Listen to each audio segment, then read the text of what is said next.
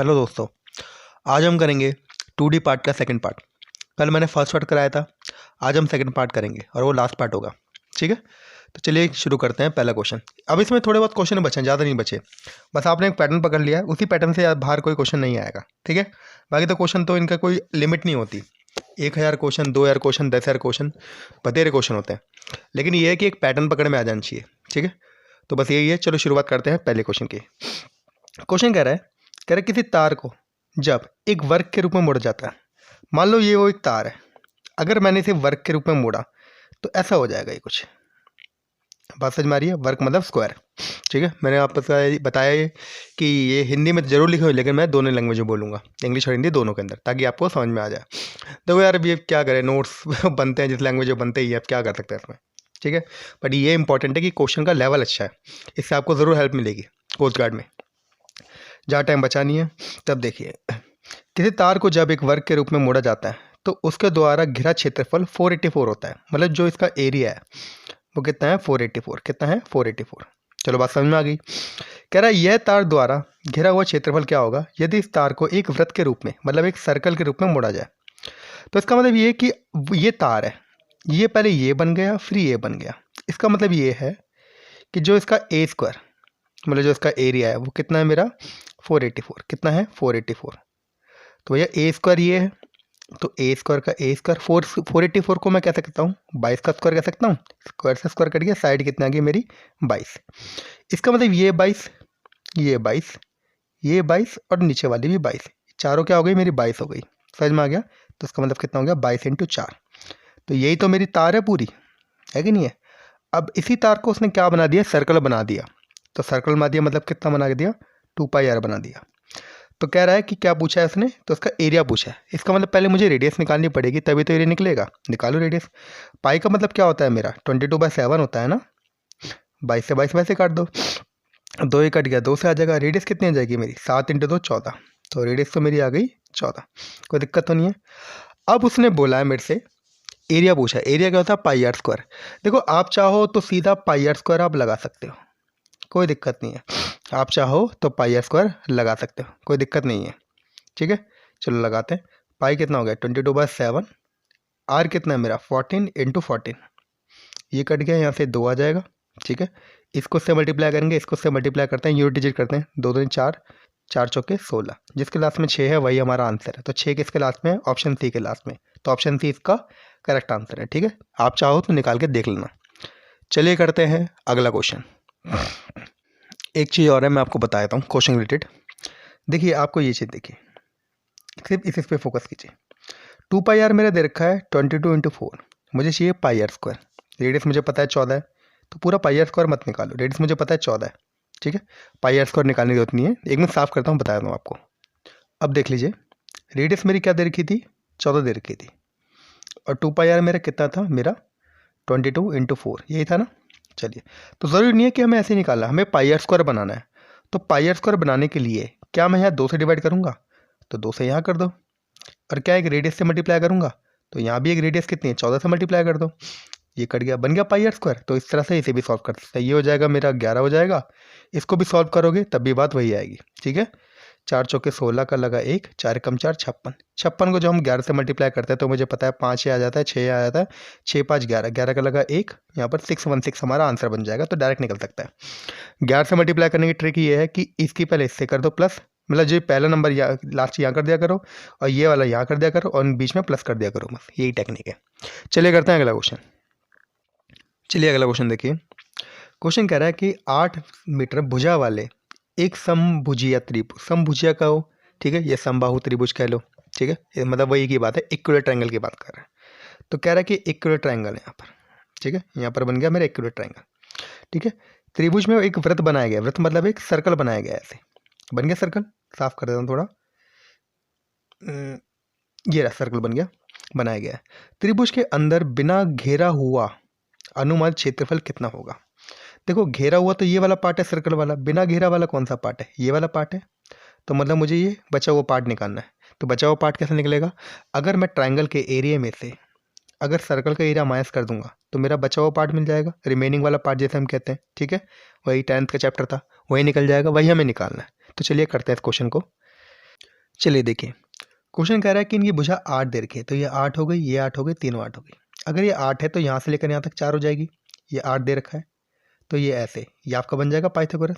ठीक है, अब मुझे पता है इसकी रेडियस जो है वो रेडियस क्या होती है, a/2√3। समझ में आ गया, ये इसकी रेडियस होती है, छोटी रेडियस। बड़ी वाली की रेडियस निकालनी हो, मतलब अगर एक बड़ा सर्कल हो बाहर, ठीक है, तो उसकी रेडियस क्या बनेगी, a/√3। बात समझ में आ रही है कि नहीं आ रही? अभी तो वो है नहीं, तो इसलिए हमने क्या, इसे छोड़ देते हैं। ठीक है, तो आपका ये रेडियस निकल गया। अब उसने क्या पूछा है भाई, इसका एरिया क्या होता है, √3/4 a का स्क्वायर, मतलब 8 का स्क्वायर, 8 × 8। माइनस क्या करना पड़ेगा, ट्राई सर्कल का एरिया क्या होता है, πr², और रेडियस क्या है मेरी, ये है ना, a/2√3। तो a कितना है, 8, 2√3, 2 से कट गया, कितना गया, 4। तो 4/√3 हमारा रेडियस आ गया। बस समझ में आई कि नहीं आई? आप चाहो तो पाइथागोरस निकाल के देख लेना, फिर आपको समझ में आ जाएगा। ये पूरी 3 रेशियो है, जो मैंने कल बताया था वही चीज़ है। एक बार ये पूरी 3 रेशियो है, तो ये 1 रेशियो और ये 2 रेशियो, समझ में आ जाएगा आपको। तो आपका पाई कितना हो गया, पाई का पाई, रेडियस कितनी है, 4/√3 × 4/√3। कोई दिक्कत तो नहीं है। 4 कट जाएगा, 2 आ जाएगा, 8 दूनी कितना हो गया, 16, 16√3 माइनस का पाई कितना हो गया, 22/7। ठीक है, और कुछ नहीं है, 4 चौके 16/3। इस पूरी वैल्यू को आपको सॉल्व करना है। देखो √3 की वैल्यू जो है कॉम्पिटिटिव में नहीं दी जाएगी, तो आपको खुद ही लगानी पड़ेगी, क्योंकि अगर हमें ऑप्शन से मैच करना है, अगर ऑप्शन रूट में दे रखा हो तो ठीक है, लेकिन यहाँ कोई रूट में नहीं दे रखा, तो आपको रूट की वैल्यू 1.732 तक रख देनी है। वैसे 1.73 रखोगे तब भी कोई दिक्कत नहीं है। तो इसकी वैल्यू पुट करोगे, फिर इसकी वैल्यू पुट करोगे, तो दोनों की वैल्यू क्या आएगी, जब इसको 16 को हम जो है 1.732 से मल्टीप्लाई करेंगे तो मेरा कुछ मिलेगा, यहाँ लिख देता हूँ, ये ऊपर लिख देता हूँ, मिलेगा 27.71। और जब इसको सॉल्व करेंगे तो कितना मिलेगा मेरा, 16.76 मुझे सॉल्व करके मिल जाएगा। जब इनको माइनस करोगे तो कितना आएगा मेरा, 10.95। 10.95 अप्रॉक्सीमेटली कितना होता है, 11 होता है। तो उसकी वैल्यू अप्रॉक्सीमेटली भी आ सकती है, बस आपके कॉन्सेप्ट क्लियर होनी चाहिए।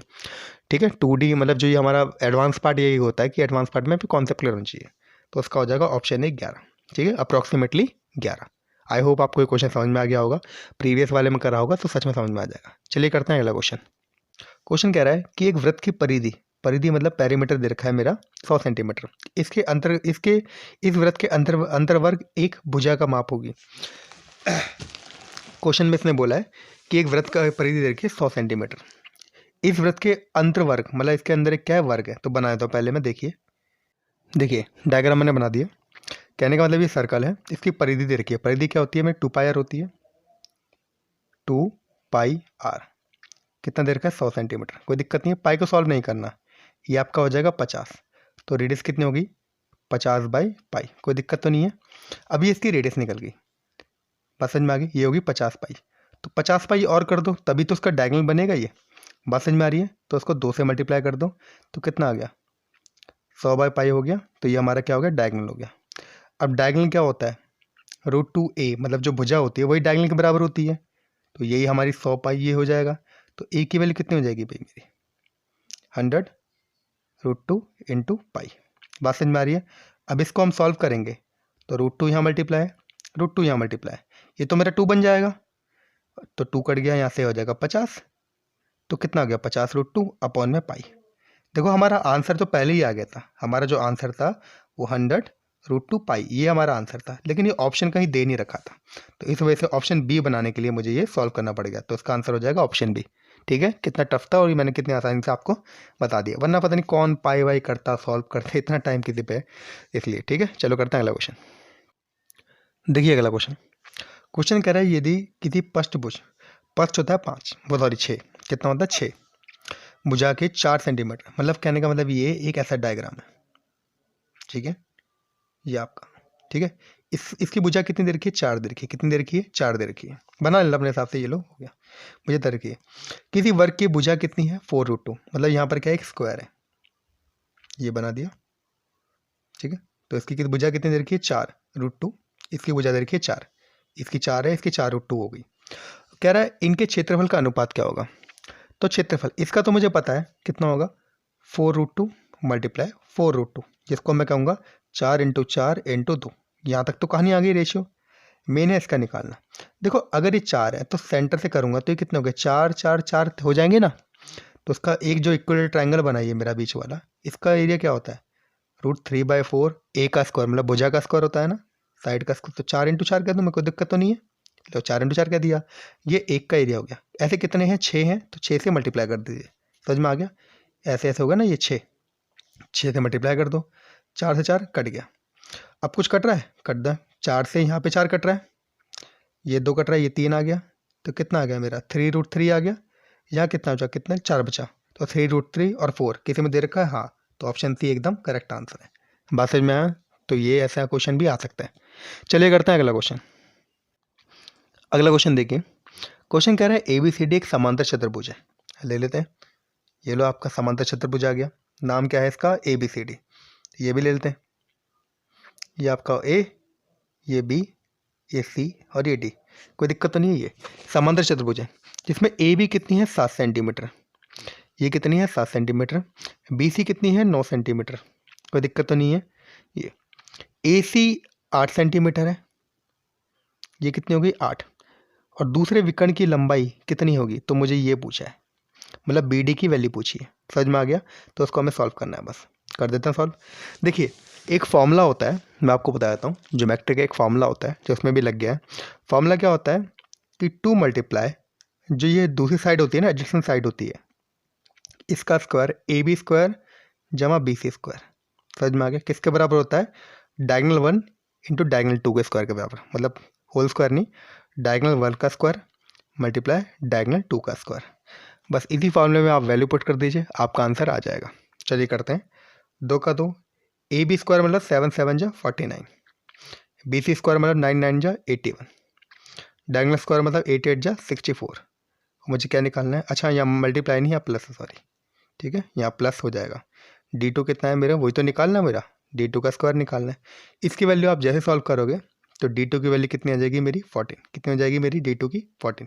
पूरा सॉल्व करोगे तो 196 बनेगा, 196 किसका रूट होता है 14 का, तो उसका हो जाएगा ऑप्शन A 14। बात समझ में आएगी नहीं आई, इस फॉर्मूले को आप बस हल्का सा ध्यान रखना, ठीक है, पेपर में आएगा ये, बाकी ज्योमेट्री क्वेश्चन आएंगे तो उसमें बताऊंगा मैं आपको। चलिए करते हैं अगला क्वेश्चन। अगला क्वेश्चन करने से पहले मैं आपको एक और चीज़ बताता हूँ। देखिए मैंने आपको फॉर्मूला बताया था 2AB स्क्वायर जमा BC स्क्वायर। देखो ये ABCD, चलो वहाँ तो मान लो, चलो जो भी था, लेकिन अगर यहाँ पर स्क्वायर हो, ध्यान रखना, अगर स्क्वायर हो तो AB और BC बराबर होते हैं, तो AB स्क्वायर का हो चाहे BC स्क्वायर का हो, तो क्या मैं इसे 2AB स्क्वायर कह सकता हूँ कि नहीं कह सकता। तो ध्यान रखना कि जब ये हमारा स्क्वायर होता है तो 2 दूनी 4 हो जाएगा, तो अगर ये स्क्वायर हो तो ध्यान रखना 4 × साइड का square is equal to D1 का स्क्वायर जमा D2 का स्क्वायर। इस फॉर्मूले को याद रख लेना एक बार ठीक से, ठीक है, कि अगर स्क्वायर हुआ तो 4A square is equal to D1 का स्क्वायर जमा D2 का स्क्वायर, ठीक है। अब करते हैं अगला क्वेश्चन। देखिए इस वीडियो का सेकंड लास्ट क्वेश्चन। देखो थोड़ी मेरी तबीयत भी ख़राब हो रही है, इसलिए मैंने क्वेश्चन जो है लिमिटेड कराए हैं, लेकिन जितने भी मैंने क्वेश्चन कराए हैं वो सारे लेवल के क्वेश्चन हैं, अच्छे लेवल के क्वेश्चन है, इससे बाहर नहीं आते, लेवल के बनते ही नहीं है भाई SSC में, ठीक है, SSC हो, इंडियन कोस्ट गार्ड हो, कुछ भी हो, कि नहीं बन पाते, सारे तो एक ही हैं, आपस में एक दूसरे क्वेश्चन चुराते हैं। चलिए करते कोई बात नहीं, अगला क्वेश्चन। क्वेश्चन कह रहा है एक समलम, समलम मतलब होता है ट्रेपीजियम, ठीक है, ट्रेपीजियम हो गया, तो एक ट्रेपीजियम है, उसका क्षेत्रफल मतलब एरिया दे रखा है कितना 384। चलो बता देते हैं ट्रेपीजियम, ये मेरा ट्रेपीजियम, इसका एरिया दे रखा है कितना, मेरा दे रखा है 384, कितना है 384 दे रखा है। कह रहा है यदि उसकी समांतर भुजाएं मतलब जिसकी पैरेलल साइड है, जिसको हम A और B कहते हैं, उनका रेशियो कितना दे रखा है 3:5, मतलब ये 3x हो गया, ये मेरा 5x हो गया।